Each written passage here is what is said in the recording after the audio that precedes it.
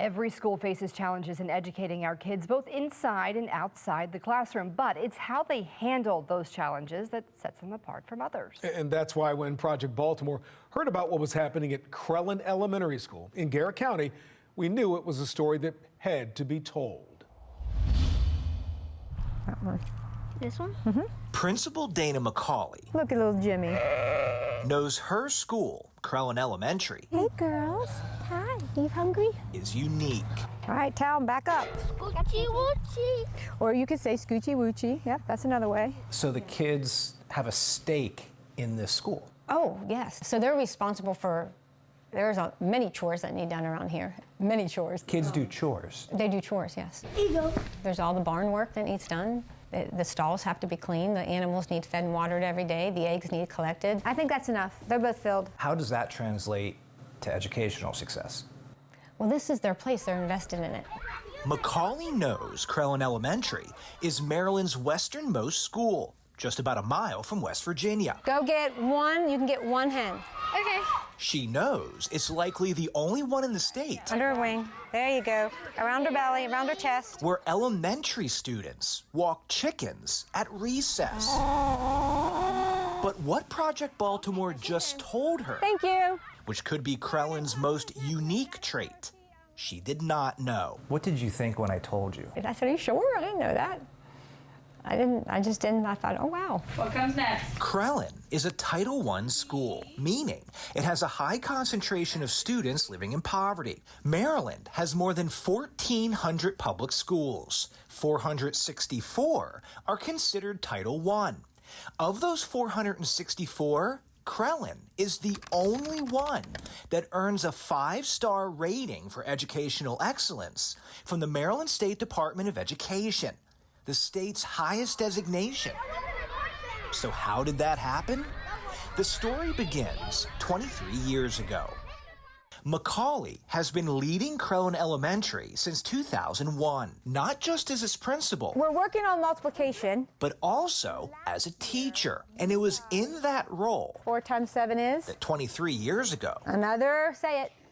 28. she made a life-changing discovery. I remember my first year here, sitting in class and watching some of the kids, right?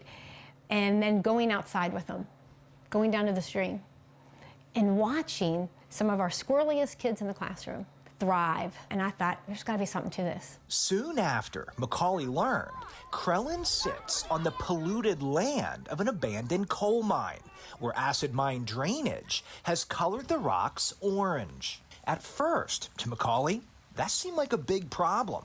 But it was within these rocks that she had an idea. Sometimes it's good to not know what you don't know. That makes sense? So you're not afraid of the obstacles because you're not even aware of what they might be.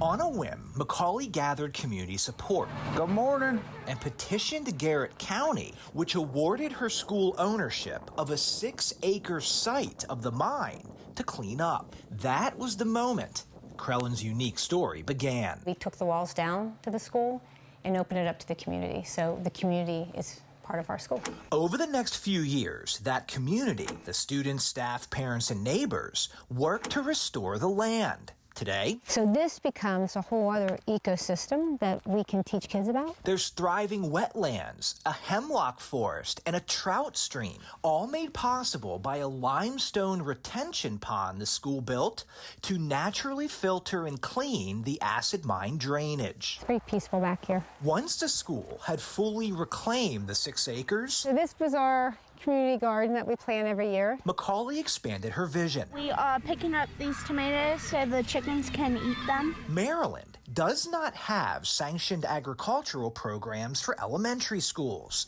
So in 2013, McCauley just started her own. Today, Crellin has an apple orchard, greenhouse, vegetable garden, and multiple barns with goats, sheep, and those chickens. One of our dads built the hen house, and another dad who does fencing for a living came and put this in for us. All of it built and maintained by the school community, Put that in the black one. including the students. but we're always looking for something because we check on the hives to make sure they are healthy. You see, where the students work is also where they learn. You could pass that around. This classroom amphitheater is built from a giant pile of coal covered in dirt. It's a perfect example of our hydrosphere living with our biosphere. Classes held in the greenhouse all winter long. It's much easier to teach somebody who wants to be taught than somebody who doesn't want to be taught. And these kids want to do these things. Crellin is a public school, but McCauley said no public education dollars were used for any of this. They're going to be curious. They're going to hang around. They're going to want to know why all these people in these big old white suits are down here. Over 23 years, McCauley has applied for dozens of local, state, and federal reclamation and agricultural grants. She won most of them, We usually start with an N so we can move them around. collecting hundreds of thousands of dollars for the school Look at that beautiful capped honey. and its many projects. Applying for grants is hard. Yeah, it's a lot of work. It is. Work that over 2 decades has culminated in Crellin's 5-star rating, which makes this school one of one in our state. Is what you're doing here, could it be done at any school? I think it become different because this is unique to our community because it's not about the stream. It's not about the stream. It's about those who help make that all possible, coming together and making it all possible. That's what it's about. Crellin Elementary's approach to education is certainly unique, and it does appear to be working. But are government leaders doing enough to promote more outside-of-the-box approaches to educating students? We'll take that question to city, county, and state leaders. But in the meantime, we want to hear from you.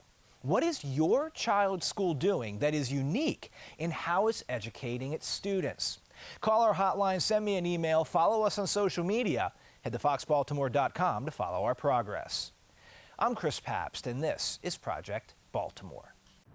I'm Kai Jackson. Thank you for watching. Here's another video to watch. Also, please take a moment to subscribe to our channel.